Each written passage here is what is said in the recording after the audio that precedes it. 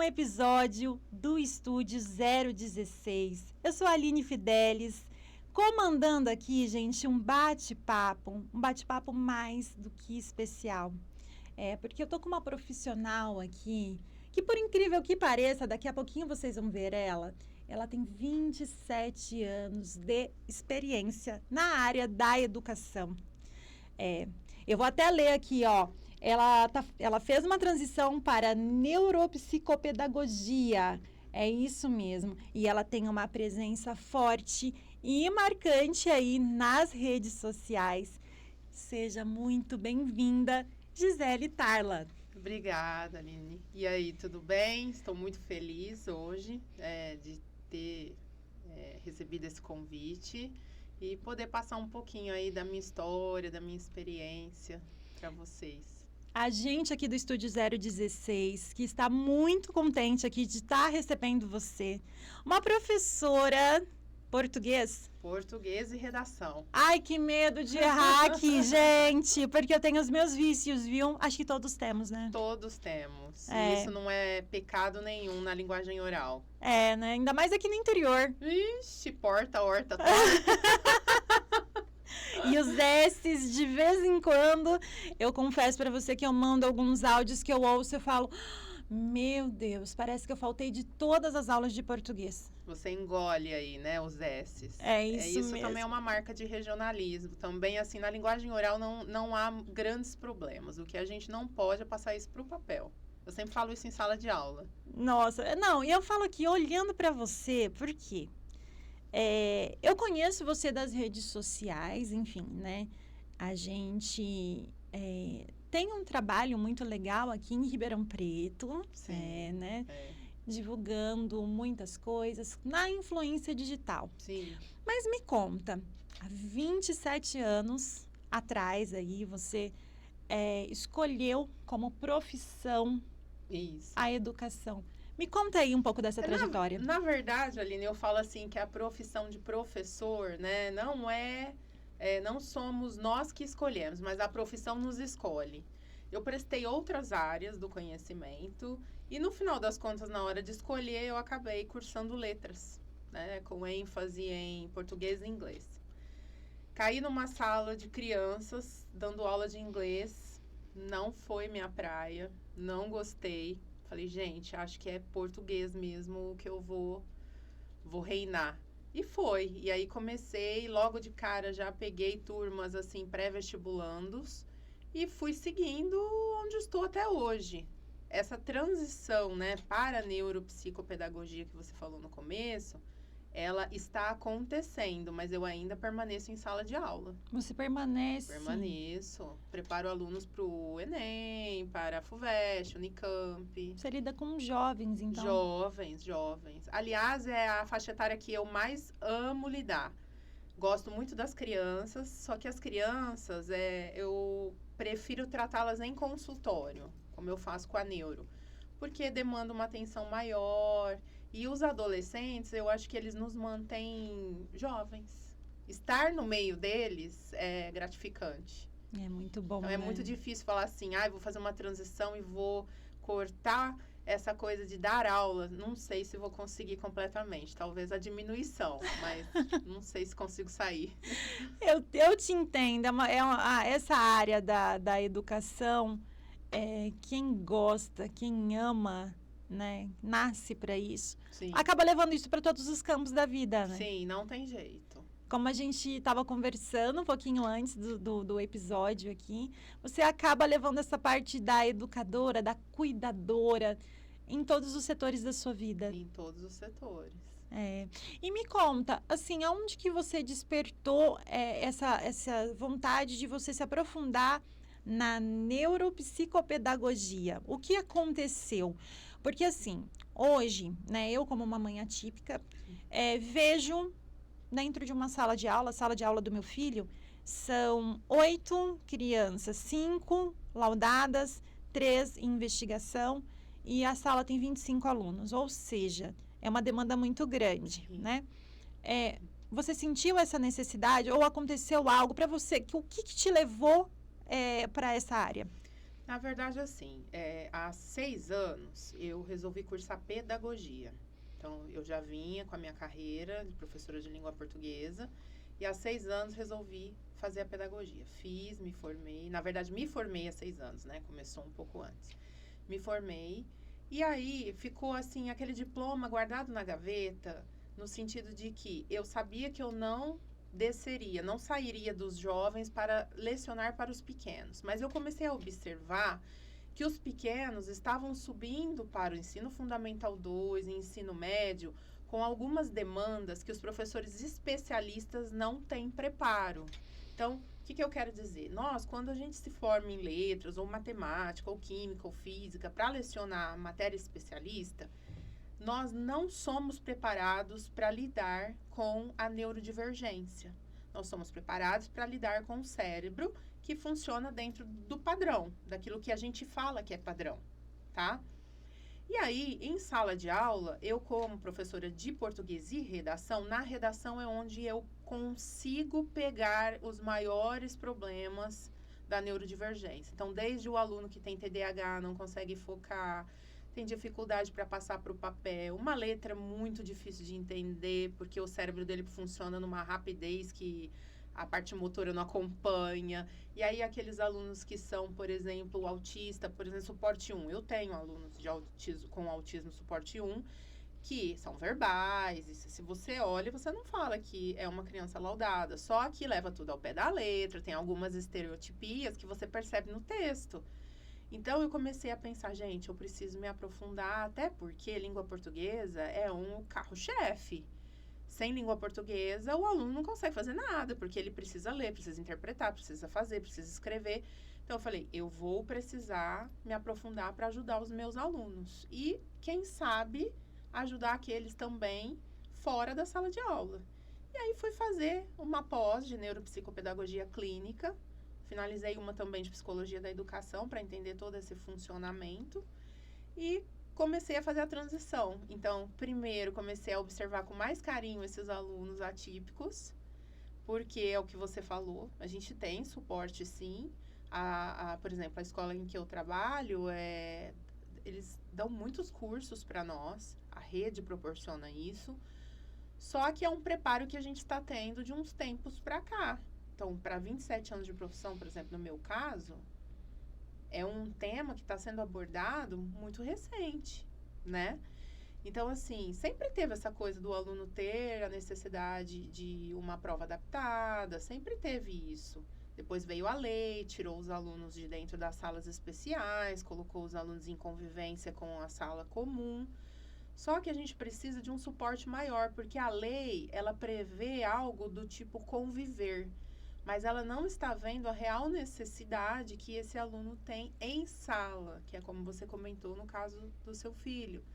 Então, eu pensei, eu preciso fazer alguma coisa. Então, fui fazer essa pós, estudei, me aprofundei. Então, hoje eu consigo, dentro da sala de aula, mesmo com todo o suporte que esses alunos que eu tenho, que são neurodivergentes, eles têm um suporte que a família paga até para ir junto, né? Uma psicóloga, uma neuropsicóloga, uma neuropsicopedagoga, mas eu consigo ter uma troca com essas profissionais e dentro da minha matéria ajudá-los de uma forma mais eficaz.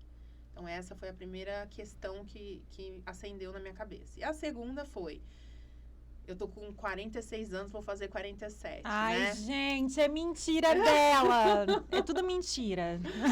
E aí, eu já tenho todo esse tempo de carreira na sala de aula. E a gente sabe que quando a gente vai ficando mais velha, a gente vai ficando ranzinza, eu não sei até quando, né?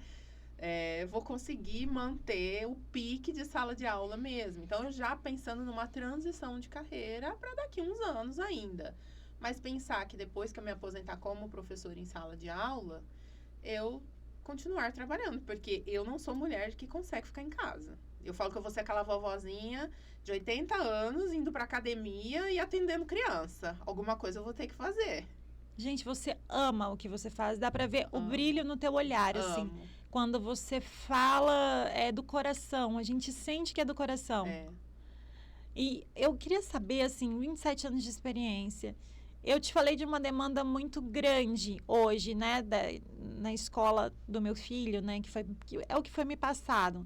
Sempre houve uma demanda? Ou você acha que depois da pandemia aumentou? Porque é uma coisa muito louca. Ou as pessoas começaram a descobrir o que aconteceu, Eu na verdade, acho que assim. com o advento da internet, as informações começaram a chegar mais. Uhum. Então eu penso assim, ó, vou dar um exemplo na minha casa, tá? A minha mãe, ela é claramente um TDAH ansioso e disperso. Então ela é um TDAH misto, não laudado. Então, o que eu procuro fazer para ajudá-la? Eu costumo a fazer aquilo que eu faria com um paciente em consultório. Eu falo, olha, mãe, você precisa fazer um checklist, você precisa se organizar quando você tem alguma coisa para fazer. Porque, assim, é o abre e não fecha, é o acende a luz e não apaga, mas não é proposital, entendeu? É da condição da pessoa. Então, eu cresci com uma pessoa assim. E quando eu fui estudar, eu percebi que ela não era laudada. Imagina na época da minha mãe hoje tem 68 anos, não existia essa informação, né? Então eu imagino assim, ó, que eu vejo das pesquisas de tudo que eu estudei e venho lendo. Com a internet isso começou a se proliferar mais, as informações, as pessoas começaram a observar mais. Eu acho que hoje os pais e os professores estão mais atentos às neurodivergências, a algumas estereotipias que os filhos começam a apresentar em casa e buscaram ajuda. Então, a partir do momento que você percebe que algo não está bem, você leva para um profissional. Num primeiro momento, o profissional que vai diagnosticar é um médico, né? Aí, depois disso, vai para um psicólogo, vai fazer acompanhamento de intervenção com a neuropsicopedagogia, e assim vai.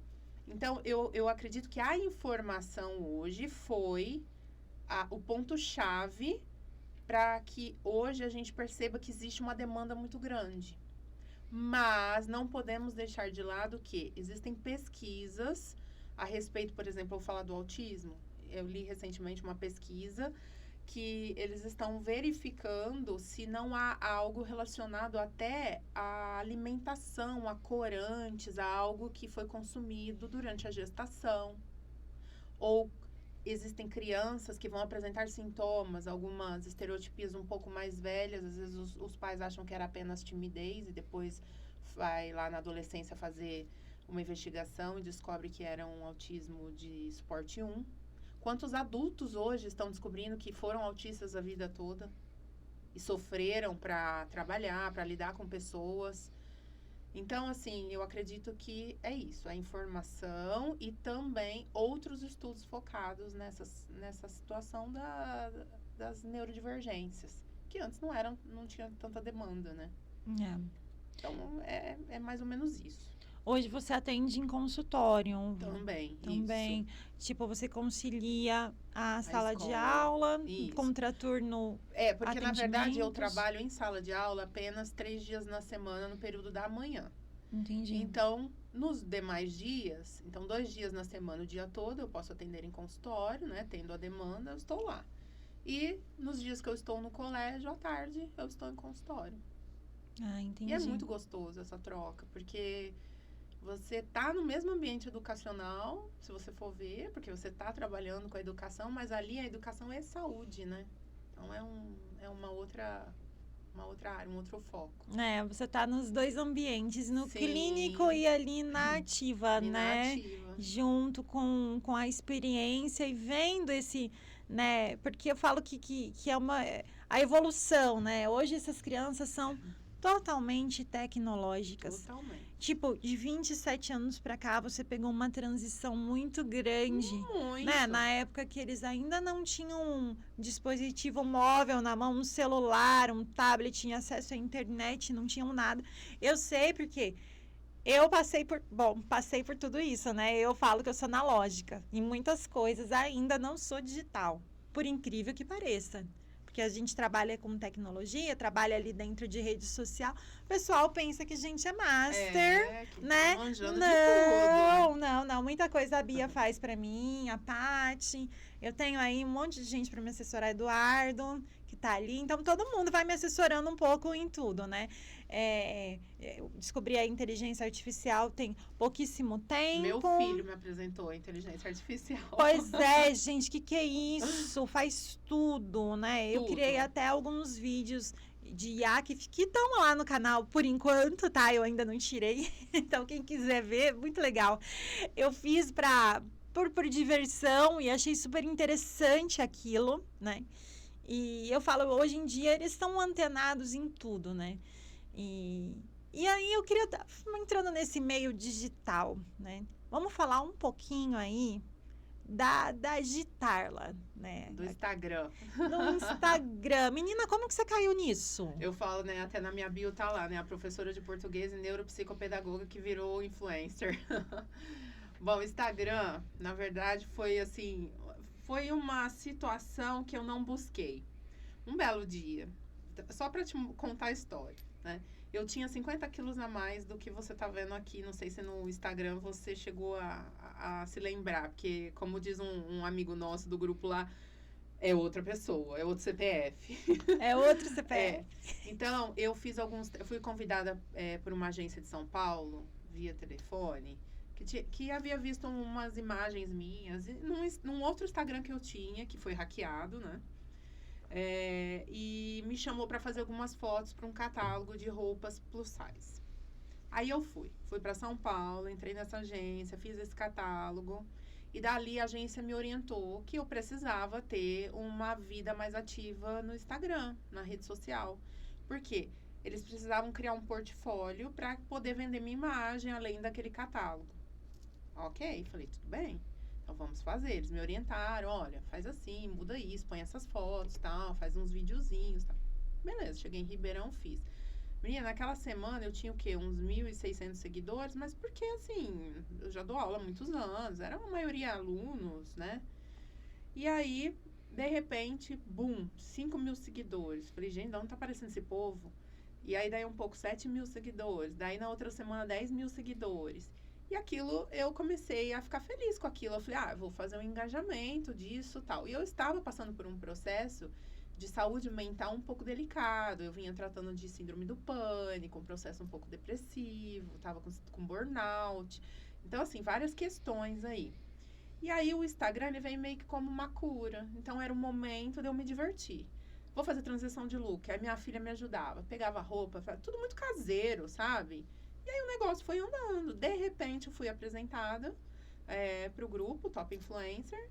E aí a Lica me abraçou, né? Me levou para o grupo. E dali por diante, a gente começou a trabalhar. Eu comecei a receber alguns convites, a fazer algumas parcerias e shows. Eu falo que eu devo ter cara de festa, porque tudo quanto é show que aparece, o povo me chama, né? Ô, delícia, gente, é a parte boa. É, a parte boa. E foi isso. E aí eu comecei a tentear, né, a vida do Instagram.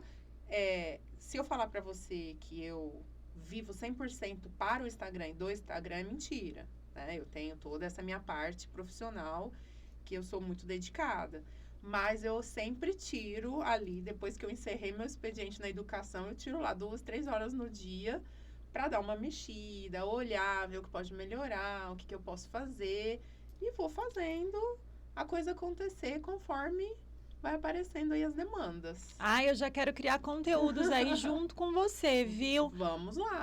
Principalmente focados nessa parte sua da educação. Eu, com a minha experiência aqui como mãe, do outro lado do negócio, a gente abriu umas lives daí, eu acho super importante. Vamos fazer. Não é? Porque, eu já vi que você se diverte e isso é assunto, assim, de muito interesse, né? Sim. É uma utilidade pública. Isso. Sabe? E eu sinto muita necessidade de desmistificar isso. Entende? Dessa leveza que você está trazendo. Dos atendimentos, sabe? Desse suporte que é necessário. E que, às vezes, as pessoas acham que é um bicho. E eu acho que as famílias, elas, muitas vezes, os filhos sofrem pela falta de aceitação da família. Porque, assim, o professor, como eu te falei, ele não tem aquele preparo, porque ele não estudou para isso. Ele é um professor especialista de um objeto do conhecimento. Uhum. Ele tem um preparo de metodologia, sim, mas não para cérebros neurodivergentes. Então, muitas vezes a família, ela se nega. Mas o Estado tem que arrumar uma pessoa para ficar com meu filho e me ajudar. Ok, dentro da lei, o Estado tem que fazer isso. Só que a gente sabe como funciona isso na prática. É o que eu costumo dizer assim, ó, lei tem para muitas coisas, a gente sabe disso, mas existe fiscalização eficiente? Não. A gente sabe que não. Então, assim, por exemplo, a escola em que eu trabalho, a gente tem um apoio muito grande, porque, assim, lá a nossa educação ela é voltada realmente para a formação do cidadão. Não é somente, eu vou colocar um menino no melhor vestibular do país. Não, a gente olha enquanto pessoa, enquanto ser humano. Mas a gente sabe que tem muitas escolas por aí que o seu filho é mais um número. E aí você matricula uma criança neurodivergente numa sala de 30 alunos, é um professor que às vezes não tem nem um auxiliar de corredor, nem um auxiliar na sala, e aí a família que tem que providenciar, porque a gente tem que pensar que é o bem-estar do nosso filho. Eu me ponho muito no lugar das famílias e às vezes quando sou convidada até a conversar com algumas mães, eu sempre levo isso. É importante você ver qual é a necessidade real do seu filho. Lá no consultório eu sempre falo, você quer que eu vá à escola? Você precisa que eu faça uma intermediação? Porque muitas vezes as famílias não sabem nem o que cobrar da escola. E a escola também, muitas vezes, vai conversar com as famílias e as famílias não têm entendimento suficiente para saber qual a demanda real desse filho.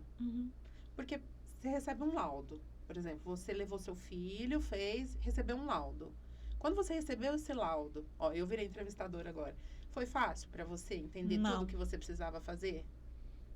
Alguém precisou te falar, olha, você precisa procurar, então foi lá, fez no neuropediatra, agora você precisa de uma fono, você precisa de um neuropsicólogo, você precisa de uma neuropsicopedagoga. Alguém precisou te orientar. Sim. E as famílias têm muito aquele tabu, meu filho não é normal. Gente, parem com isso. Não existe anormalidade. Existe um cérebro que funciona de uma forma diferente. Sim. Nós não somos iguais. Verdade. Não é? Ninguém é. Verdade. Nenhum filho é igual ao outro. Eu tenho 2, um é totalmente diferente do outro. E nenhum dos 2 são neurodivergentes. Então, a gente precisa entender que o filho, o aluno, a criança, se ele tem uma demanda, isso precisa ser suprido, é direito dele.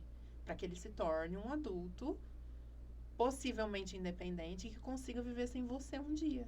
Entendeu? Entendi. É isso que as famílias precisam focar.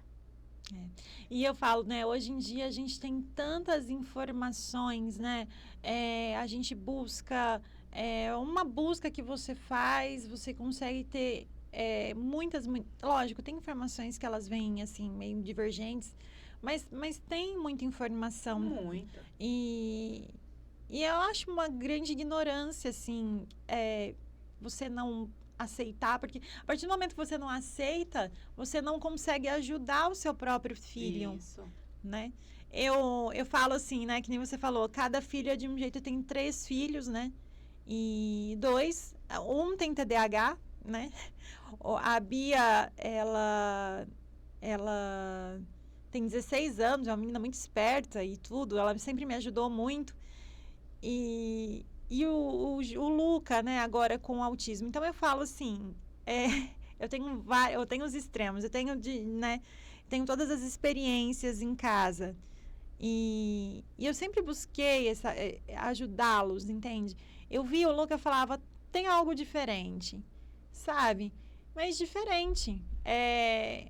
Tem uma maneira de lidar, tem um jeito, sabe, que você consegue. Então, eu sempre fui buscando. Eu falo que a minha casa hoje, ela é uma casa dentro do espectro. Porque é uma casa totalmente adaptada. E não custa nada você fazer isso. São pequenas adaptações que você fez para trazer conforto para os seus filhos. Justamente. E principalmente o Luca, né? Que tem autismo. E me trouxe tanta paz. É tão bom. Eu costumo dizer assim, né? Tem famílias... outro dia eu vi um comentário em uma pesquisa que eu estava lendo. Estava postado no Instagram, inclusive. E aí a mãe colocou assim, né? Gente, vamos normalizar as crianças neurodivergentes. Eu achei tão bonito isso. Vamos normalizar. Parem de esconder seus filhos. Isso me remeteu muito à história da criança, porque lá, né, na Idade Média, a criança ela era escondida, porque ela era tida como um pequeno adulto que não tinha modos. Uhum.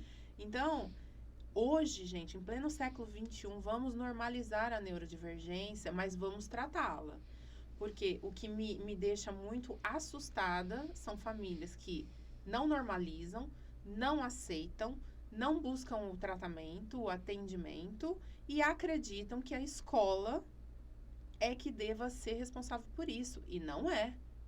Porque a escola, ela tem ali, vamos colocar, sei lá, hoje, 90% de alunos que não são neurodivergentes e 10% são, ou um pouco mais. Não sei como que tá essa conta hoje ainda, mas a gente tem que pensar o quê?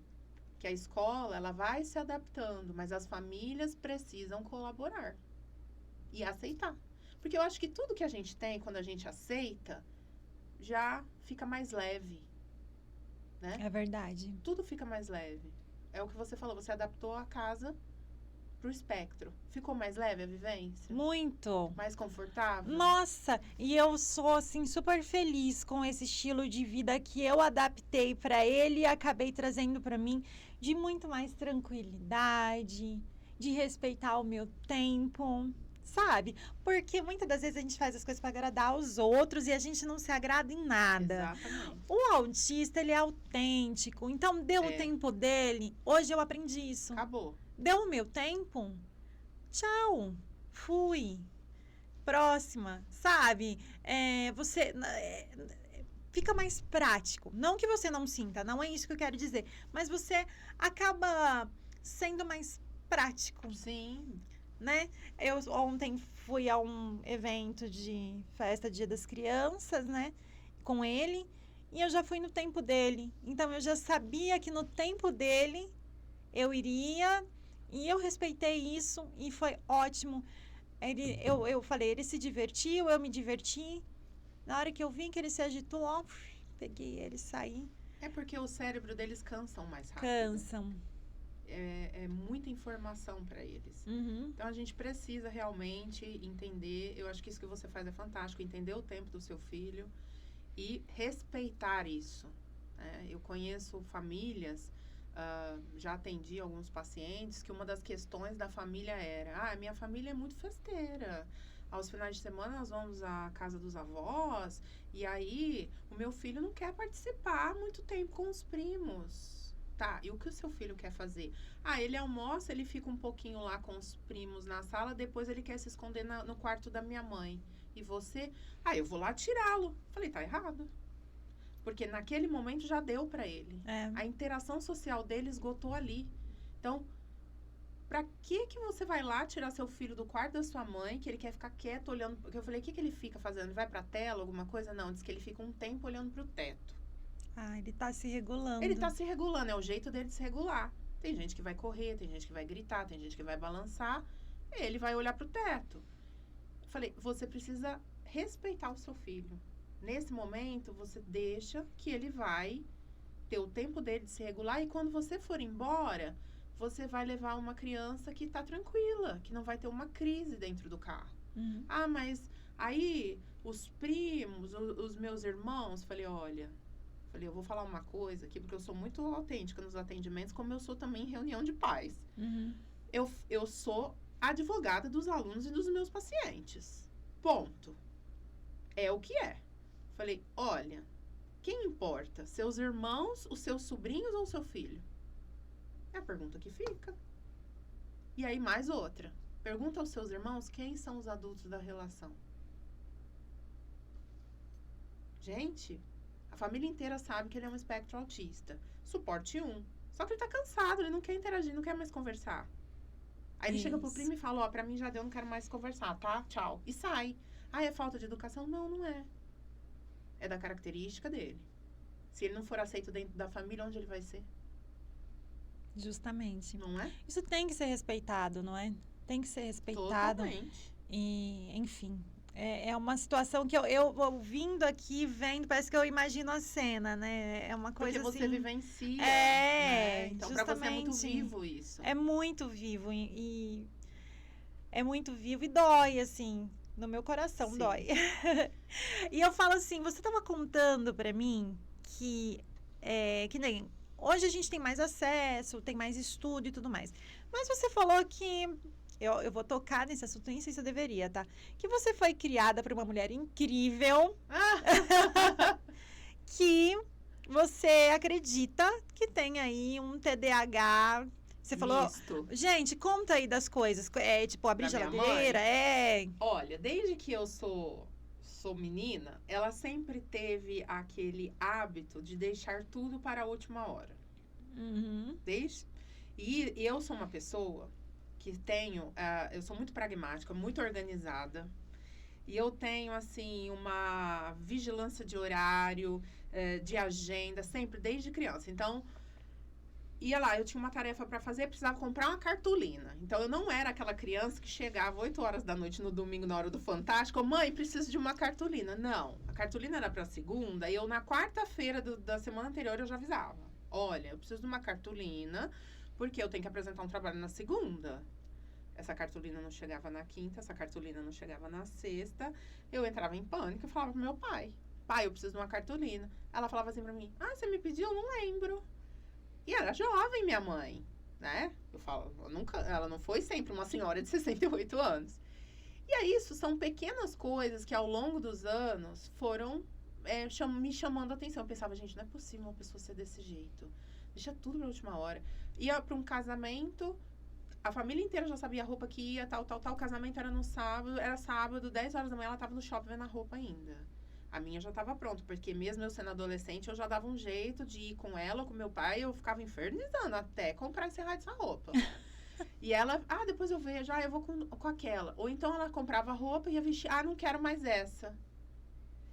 Isso são algumas questões. Em casa, abre uma geladeira, pega um negócio, um leite. Abriu o leite, pôs no copo, pegou o leite, deixou aberto, saiu para tomar, deixou a geladeira aberta e o negócio aberto. Aí eu pensava, meu Deus, será que é da idade? Aí eu comecei, olha, você deixou o leite aberto. Aí ela vinha, fechava e tal. Aí, abri uma porta, que tinha que fechar depois, ia ver, a porta estava aberta. Por exemplo, porta de corredor de casa, de entrada principal. Portão eletrônico, ela mora comigo, né? Porque quando meu pai faleceu, ela veio morar comigo. Portão eletrônico. Meu marido pôs um temporizador. Porque um dia, meia-noite e meia, o vizinho bate na minha casa. Porque eu não moro em condomínio, eu moro em casa de rua.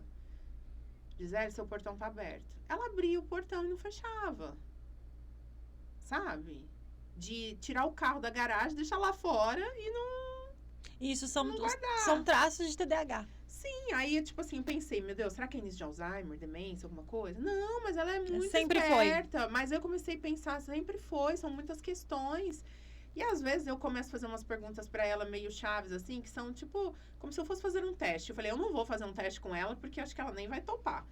E aí, começo a perguntar, ela é laudada sem lauda, eu pensava, né? E aí eu comecei, falei, mãe, você é TDAH, você tem um TDAH aí. Eu brinco com ela, falou TDAH, né? Você tem um TDAH aí que não foi diagnosticado. Falei, vamos tentar melhorar a sua qualidade de vida para suas próprias coisas? Para você não esquecer das coisas, não sabe onde pôs o celular, não sabe onde estava a bolsa. Tipo, tava com a bolsa ali naquela hora, entrou fazendo outra coisa. E aí eu expliquei para ela, falei, olha, a sua mente funciona como um turbilhão. Você tá aqui segurando a bolsa, mas você já tá pensando no arroz que você quer fazer mais tarde, no café que você vai tomar com uma amiga, na roupa que você quer passar. Então, você não foca, você precisa focar. Porque esse déficit de atenção atrapalha o andamento da sua existência. Falei, então vamos fazer organizadamente? O que você tem para fazer agora de manhã? Então, foca. Tá, agora de manhã eu vou sair, vou passar na padaria, vou comprar o pão, a broinha, o pão de queijo. Porque havia dias que ela ia, comprava o pão de queijo, a hora que ela chegava, a moça não pôs a broinha. Não comprei. Você entendeu? Então, conforme ela começou a tentar pensar um pouco mais no que ela ia fazer e no que ela precisava fazer, começou a diminuir as inconsistências do dia a dia. Mas não é uma coisa que eu posso dizer para você é curável. Não, é tratável. Mas aí demandaria medicação também, porque o TDAH, uma das últimas pesquisas, ficou muito evidente que sem medicação, a regulação total da atenção é um pouco difícil, né? E a minha mãe não quer saber de remédio, ela corre de remédio. Então, Entendi. A gente vai fazendo assim. Agora ela me pediu uns testes. Filha, você não me dá uns testes para eu fazer durante o dia? Uma palavra cruzada para melhorar a atenção? Eu falei, vamos fazer. E é isso. E E é você, isso. você acha que tem. Não, você acha não, tenho certeza que tem muitas pessoas aí Nossa, que tem algum tipo, tem. né, ou TDAH, ou um grauzinho de autismo aí, Sim, que não foi identificado, não foi tratado, essas pessoas entram em sofrimento por conta sim. disso, porque na nossa época lá atrás, vamos pôr, um TDAH era o burro da Sim, escola, o autista era exatamente. o estranho, O estranho. Nossa, né? aquele menino é É estranho, né? Não conversa estranho. com ninguém, não era assim? Justamente, justamente. Então, assim, crescem ali dentro, né, de uma condição que poderia ser tratável, que nem você falou, sofrem uma vida toda, não aceitam muitas vezes, né, que nem você está falando nesse caso, tipo, um tratamento tardio ali, ou um laudo, né? Exatamente. É como eu vi, assim, também, se a gente for falar um pouquinho, por exemplo, do TOD, né? Que é o transtorno opositor desafiador. Tem muita mãe que fala assim, meu filho tem uma personalidade forte. Não, seu filho deve ter TOD. Vamos verificar se é personalidade forte mesmo ou é um transtorno desafiador. E muito do transtorno desafiador é falta, assim, existe a neurodivergência, porque nem todo transtorno vem sozinho, às vezes até tem um grau de autismo ali. Só que eu falo assim, um pouco os pais eles precisam pôr limites. Então, nem sempre é a personalidade forte. Às vezes é um transtorno, mas um transtorno que precisa ser visto, tratado, e também a família precisa se colocar como uma limitação para determinadas ações. Eu tenho vários casos, né, no consultório de TOD. A menina, ela só obedece o pai ou o tio. E a mãe? Não. Então, assim, se a Ai, mãe a leva pra conversar, só que ela me obedece, assim, ela tem um aham, pouco, porque é um tipo de tratamento que a gente tem que fazer, que você não pode, você tem que mostrar amor, mas firmeza. uhum. Então, assim, quando eu falo pra ela, olha, não é pra jogar cadeira, olha pra mim, você ouviu que não é pra jogar cadeira? Essa cadeira não é sua, é do consultório. Porque se ela é contrariada, tá?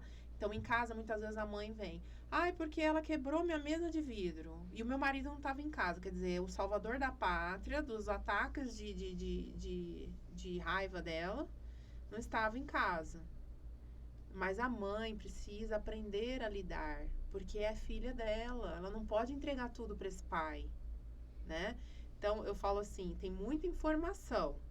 Mas as famílias ainda precisam de orientação. Então, por que será que ela só respeita o pai e esse tio? Porque quando ela vai na casa da tia, o relato da mãe é que a tia não fica com ela sozinha. Diz que ela é um doce de menina. Pior é isso. Que a gente olha e fala, não é possível, né? Que tem esse transtorno. A menina é um doce. Só que quando chega na casa, ela tem ciúme do primo. E aí ela fica com ciúme da tia. Então é quando começam as crises. Ela quer as coisas do jeito dela, ela não quer dividir. E aí ela começa a querer arremessar as coisas. E ela se joga no chão, ela quer gritar. E aí, quando o tio chega, a crise ou diminui ou não acontece. Por quê? Porque essa. Então, existe algo aí que eu brinco e falo que Freud deve explicar, né? Porque essa ligação com a figura do pai e a figura do tio, duas figuras paternais. Uhum. Qual é a segurança que ela sente? Qual a limitação que ela sente? Será que ela percebeu que ali ela não pode ultrapassar? Ultrapassar aquele limite. Entendeu? Porque eles são muito inteligentes, gente. Que nem fala do autista. Gente, o autista, ele tem uma mente Tem. brilhante. Quando ele tem um hiperfoco numa determinada coisa, é surreal. E muitos autistas têm até super habilidades. Eu tô descobrindo algumas do meu filho. Sim. Ele assiste muito desenho em inglês e ele conta de 1 a 10 em inglês. Ele tem 4 anos. Eu acho que é uma super habilidade para uma criança de 4 anos. É uma super habilidade, sim. Sabe, ele fala, let's go. Então, tipo E se ele já tá nessa, é porque ele se identificou com a linguagem. E aí eu peguei. Outra coisa que eu mostrei para ele, olha que interessante. Eu estava com uma camisa preta com alguns desenhos que minhas roupas, às vezes, elas são bem coloridas. Eu gosto de ser colorida. E aí, tinha alguns desenhos coloridos e eu, pink, ele põe a mão no rosa. Sabe? Green, ele põe a mão no verde. Aí eu falei, mãe, você tá... Minha mãe do lado. Eu falei, você tá vendo? Porque, tipo... E aí parece incrível. Você fala assim, vamos pegar o celular pra gravar? Parou. Não faz. Não faz mais. Sabe? É incrível. Porque algumas coisas esses dias eu filmei o giro, né? E ele gira... Em torno dele mesmo? 2 minutos, 3. Aí Tá ele se para regulando. assim, ó. E vai andando normal. É o momento de regulagem dele. Caraca. Eu tenho um aluno que anda na sala. Quando ele faz prova, a gente precisa deixá-lo, às vezes, em salas para que ele possa circular, sabe? Paciente também que tem que circular no corredor, às vezes eu tenho que abrir a porta do consultório, aí eu olho para ele e falo assim, ó, é até aquela porta só, tá? Não pode passar daquela, porque ali tem outras pessoas, ele entende completamente. Aí ele vai, ele volta, ele vai, ele volta. Quando ele cansa, ou se regula, não cansa, né? Se regulou, ele volta, senta e aí faz o que tinha que fazer. É incrível. Gi, você falando assim, eu fico vendo, né? Os educadores, eles... Eu sei que não é uma obrigatoriedade, mas qual dica você deixaria para esses educadores que estão chegando, que estão encontrando essa demanda, essa necessidade, toda essa informação? Porque eu falo assim, tem a faculdade, você se forma e tudo mais, mas tem as especializações. Tem. Né? Nem que seja um curso, eu vi Sim. alguns cursos menores para você entender. Curso de extensão, né? Entender o que está acontecendo. Eu falo que pelo menos para entender. Porque assim, eu como professora, eu falo que eu tenho que ser um pouco advogada da minha classe, né? É muito difícil nós como professores na sala de aula conseguir dar conta sozinhos da demanda das instituições no que diz respeito a todo o conteúdo que a gente precisa passar, né? Conteúdo programático, que isso é do MEC. A gente tem um conteúdo que precisa ser cumprido, os livros, as atividades, as provas, os simulados e tudo mais. E também dessas demandas dos neurodivergentes. Então, a gente precisa, sim, que os professores que estão vindo agora, essa nova geração de professores, que eles possam, sim, se especializar, fazer cursos de extensão, se gostarem do assunto, fazerem pós-graduação mesmo, que eu acho que aí sim você se aprofunda. Os cursos de extensão, eles nos ajudam a apagar pequenos incêndios na sala, digamos assim. Uhum. Mas ele não nos ajuda a saber realmente como lidar ou como fazer uma prova adaptada. Porque eu falo assim, hoje em dia é muito fácil. Vamos adaptar uma prova, tá? Fui lá, vi uma prova adaptada de um paciente meu, que tem TDAH, um texto gigante de 25 linhas. No meio do texto, eu li o texto e pedi para ele ler comigo. No meio do texto, eu parei e falei, o que você leu até agora? Eu já não lembrava mais. Então, assim, que prova adaptada. Aí tem uma outra paciente que falou assim para mim, Gi, todas as escolas que eu fui, eles grifavam. Eu não sou cega, eu sei ler. Olha, menina, que esperta. É isso.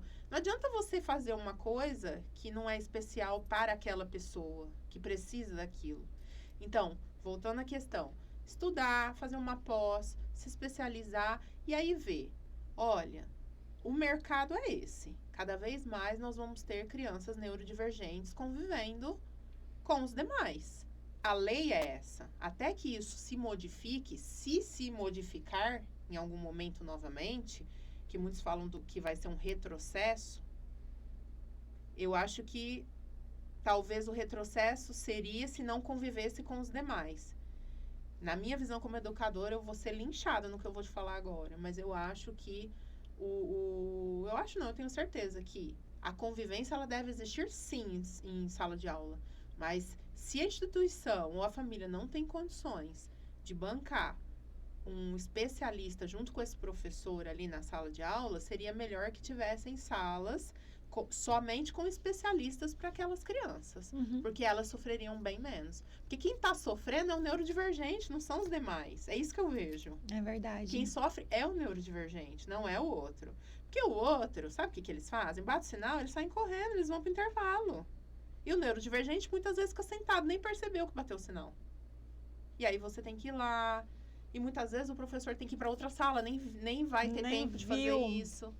Então, assim, dentro daquela pergunta se especializar, estudar, tentar cada vez mais melhorar e ajudar os alunos que ele conseguir ajudar.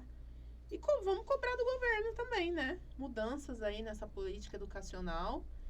Não acho que a gente deva ver isso como um retrocesso, mas eu acho que ou se oferece o suporte necessário para essas crianças, porque senão eles é que estão sofrendo.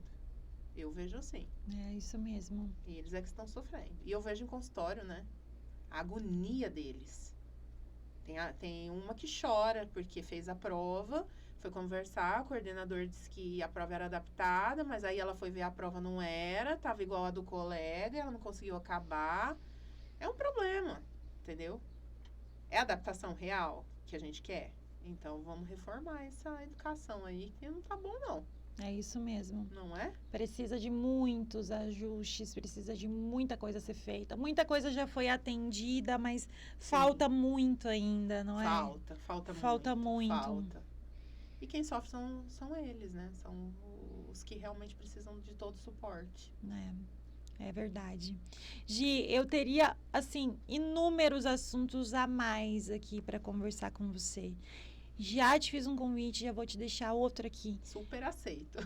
Para a gente poder falar mais sobre esse Sim. universo, sabe?